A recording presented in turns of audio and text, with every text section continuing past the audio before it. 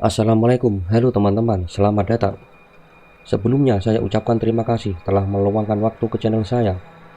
Saya doakan teman-teman semua dimudahkan segala urusannya, amin. Baiklah, kali ini saya akan mencoba menyampaikan sebuah kisah nyata dalam kemasan cerita bergambar.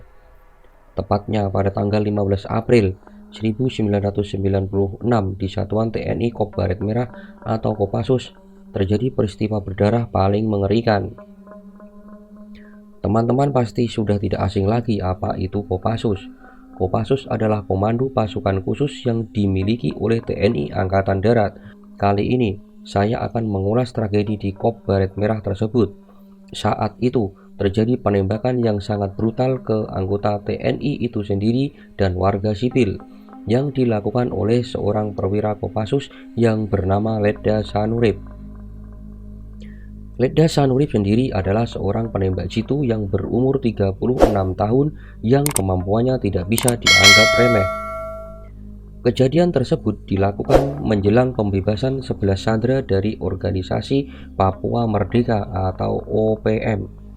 OPM adalah kelompok separatis yang mempunyai tujuan tidak lain adalah ingin merdeka sendiri dari pemerintahan Indonesia. Maka dari itu, prajurit TNI banyak yang stres jika dikirim untuk misi tersebut, bahkan sampai saat ini pun belum tuntas. Sehingga pada saat itu di Satuan Kopassus terjadi peristiwa mengerikan tepatnya di dekat hangar pesawat Bandara Timika yang dikendalikan oleh TNI itu sendiri. Kabarnya kejadian tersebut berawal saat Letda Sanurip terbangun dari tidurnya. Mungkin saat itu dia lelah, stres, mungkin psikologisnya lagi bermasalah. Setelah bangun kemudian dia membuat suara gaduh yang tak jelas di hangar pesawat dan itu benar-benar membuat teman-temannya yang berada di sekitar merasa terganggu dengan ulah Letda Sanurip. Sehingga beberapa temannya berusaha menegur tindakannya, tetapi apa yang terjadi malah membuat Letda Sanurip tidak terima dan marah besar.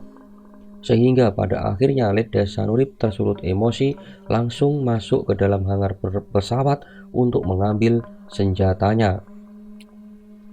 Setelah dia mendapatkan senjatanya, tak pikir panjang, Letda Sanurip langsung memberondong peluru dalam senapan tersebut ke semua orang yang dia jumpai dengan sukaria.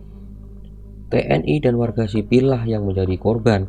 Saya tidak tahu persis jenis senapan apa yang digunakan oleh Letda Sanurip saat itu. Aksi Letda Sanurip tersebut benar-benar seperti orang kesurupan.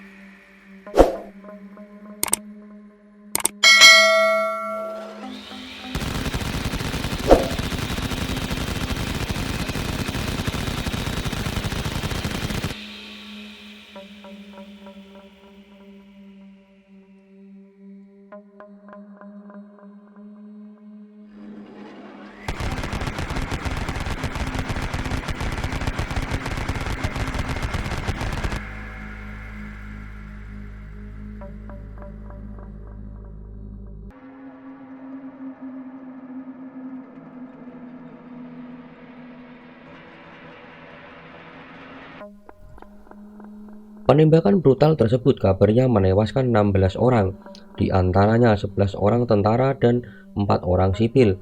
Entah apa yang terjadi sehingga Letda Sanurip memberondong teman-teman TNI-nya dan warga sipil saat itu seperti orang kesurupan.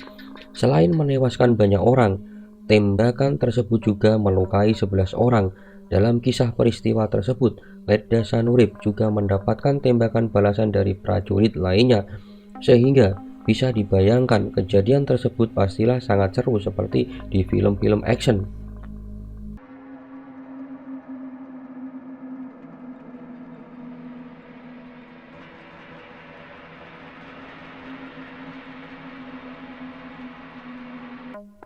Akhirnya Letda Sanurip berhasil dilumpuhkan dengan luka tembak di bagian kakinya. Kabarnya Letda Sanurip dalam peristiwa tersebut menghabiskan 52 butir peluru yang ditembakkan kepada korban saat itu. Selanjutnya, Letda Sanurip pun ditangkap dan dibawa langsung ke Jakarta untuk diadili secara militer. Kasum Abri Letjen Suyono memerintahkan Kopassus menyerahkan Sanurip ke Puspom. Setelah melalui proses sidang yang panjang,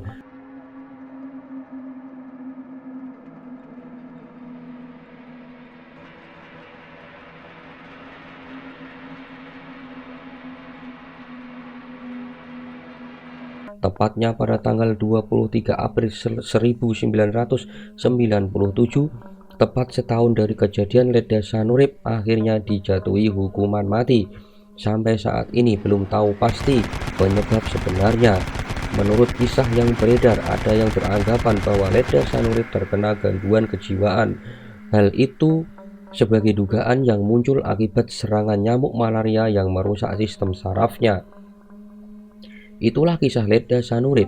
Apabila ada kesalahan dalam penyampaian, saya mohon maaf yang sebesar-besarnya.